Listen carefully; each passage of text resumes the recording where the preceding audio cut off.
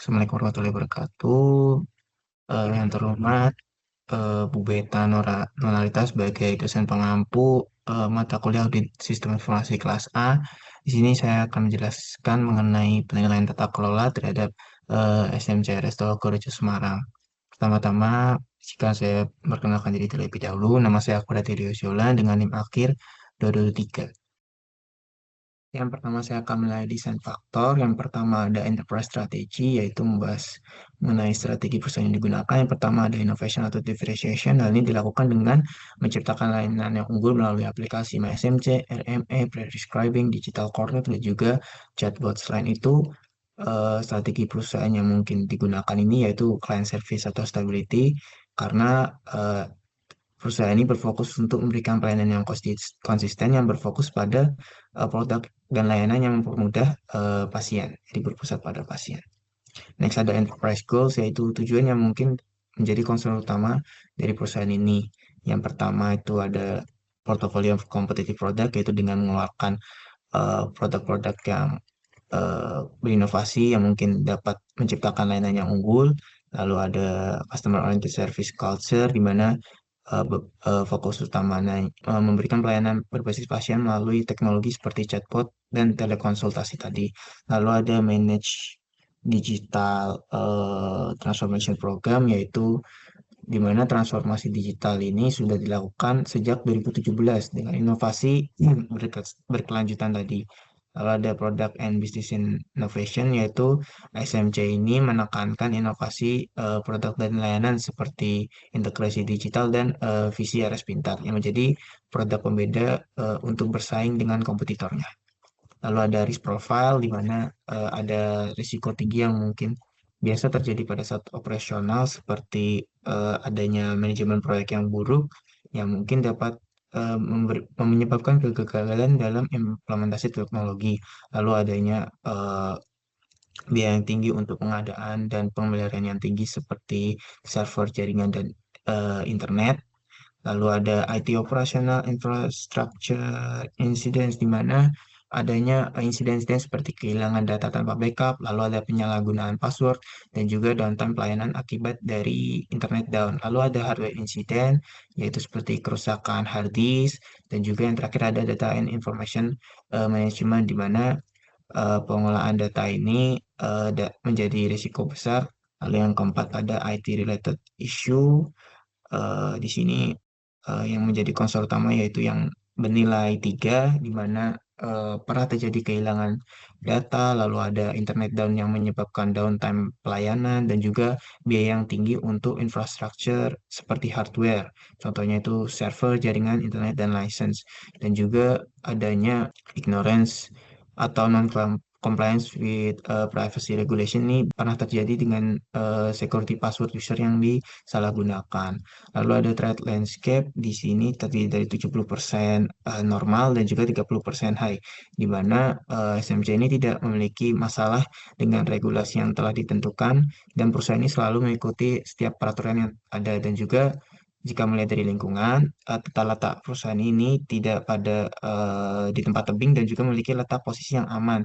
Namun rumah sakit ini mengalami resiko tinggi karena berada di sektor kesehatan, mungkin dapat memunculkan potensi ke pencurian data, kesalahan diagnosa pasien, dan juga kehilangan data pasien. Lalu yang keenam ada compliance requirement, di mana perusahaan ini berada pada 100% normal karena perusahaan ini telah mematuhi segala bentuk peraturan yang ditetapkan oleh Kemenkes, pemerintah, dan instansi tersebut. Lalu yang ketujuh ada role of IT, di mana bernilai 5 dalam strategi, karena bisnis ini tidak hanya selaras pada IT dan bisnis, tetapi juga terintegrasi dan saling mendukung secara strategis, seperti penerapan paperless dalam pelayanan pasien untuk menunjukkan adanya digitalisasi menyeluruh dalam mendukung efisiensi, operasional, akurasi, dan pengalaman pasien. Lalu yang kedelapan ada model for IT, di sini terbagi secara rata, di mana outsourcing ini mereka menggunakan pihak ketiga untuk pelayanan seperti Laboratory Information System, PACS, dan juga RIS. Lalu yang kedua ada cloud, di mana mereka juga mengadopsi layanan cloud untuk efisiensi seperti menggunakan Haris untuk manajemen sumber daya manusia. Dan juga ada insource, yaitu dengan cara mengembangkan sistem internal seperti SIM-RS untuk manajemen rumah sakit dan aplikasi MyCMS dengan fitur seperti jadwal dokter dan call center. Lalu ada implementation methods yang kesembilan.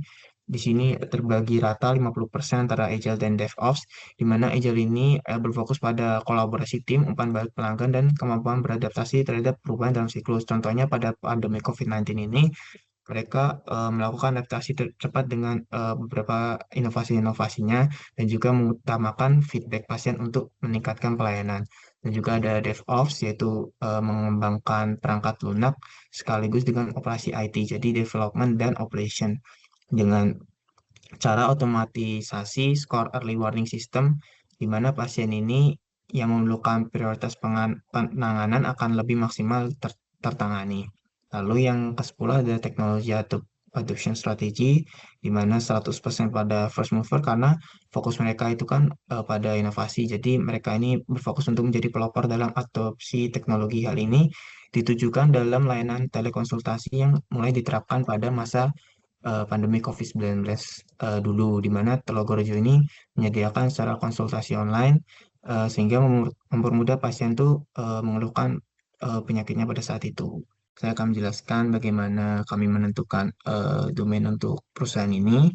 Jadi kami mengambil 5 domain dengan skor tertinggi dari hasil chart ini, di mana 5 domain itu terdiri dari satu tujuan tata kelola dan juga empat tujuan manajemen. Yang pertama ada DM02 mengenai ensure benefits delivery. Hal ini dapat membantu rumah sakit itu untuk memastikan semua investasi IT ini memberikan manfaat yang dijanjikan bagi rumah sakit dan pasien, dan juga memastikan bahwa transformasi digital itu memberikan hasil yang diharapkan dan sesuai dengan strategi perusahaan.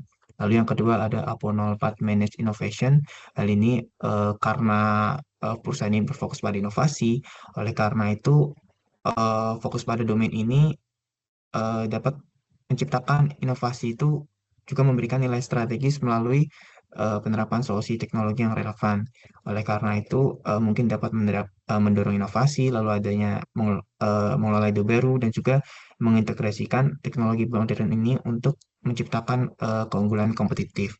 Lalu yang ketiga ada Apo 02 Manage Strategy, di mana tujuan ini memastikan rumah sakit itu untuk strategi organisasi dan IT ini selaras untuk mencapai tujuan bisnis, di mana RS Gorejo ini memastikan bahwa strategi IT itu mendukung inovasi dan stabilitas operasional rumah sakit. Hal ini terlihat pada inovasi seperti pengembangan aplikasi MySMC ataupun strategi stabilitas melalui SIM-RS dan Edge Risk. Lalu ada yang keempat itu adalah Buy No 1 Managed Program.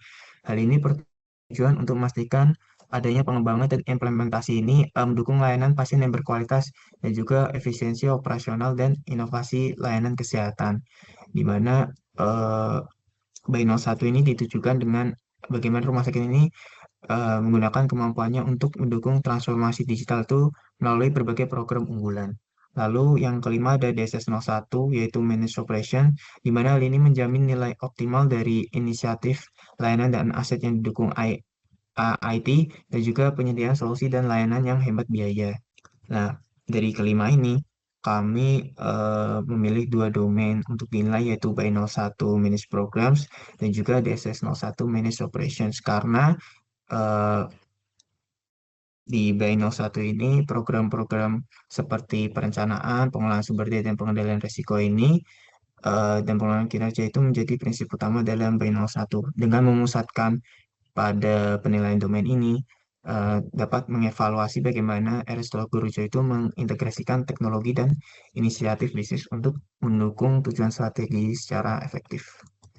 Lalu sisi manage operation ini mungkin dapat memastikan bahwa semua sistem dan aplikasi ini berjalan lancar, terutama yang terkait dengan pelayanan pasien. Lalu untuk penilaian domain dan rekomendasi, di sini saya memilih Baino 1.07 yaitu Manage Program Quality karena Baino 107 ini eh, memberikan perusahaan itu untuk mempersiapkan dan melaksanakan rencana manajemen itu apakah sesuai dengan standar manajemen kualitas, di mana aktivitas pertama ini sudah diterapkan melalui Dewan Komite yang bertanggung jawab terhadap keputusan investasi dan studi kelayakan bisnis seperti ROI ini untuk menjamin adanya assurance test dan juga untuk mendukung akreditasi dari sistem baru ataupun sistem yang telah dimodifikasi. Lalu yang kedua, ini telah dijalankan dengan menetapkan pihak yang bertanggung jawab eh, keputusan investasi yang tadi, di mana dari evaluasi kesuksesan investasi melalui ROI dan melibatkan berbagai pemangku kepentingan ini dapat memastikan keberhasilan deliverable program. Lalu untuk capability yang level 4 ini belum tercapai semua, eh, yang activity ketiga ini belum tercapai karena tidak ada pengujian dilakukan oleh pihak eksternal yang independen untuk IVNV, yaitu Independent Validation and Verification terhadap kualitas deliverable. Dan juga yang keempat ini belum tercapai karena tidak adanya proses yang terintegrasi dengan GMP yang formal ataupun sistem manajemen kualitas atau GMS.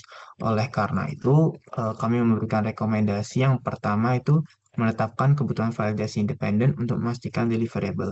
Hal ini dapat dicontohkan seperti alat MRI yang digunakan itu apakah sesuai standar kualitas dan juga keselamatan dengan menggunakan pihak independen atau yang memiliki kompetensi untuk memvalidasi adanya kualitas deliverable itu.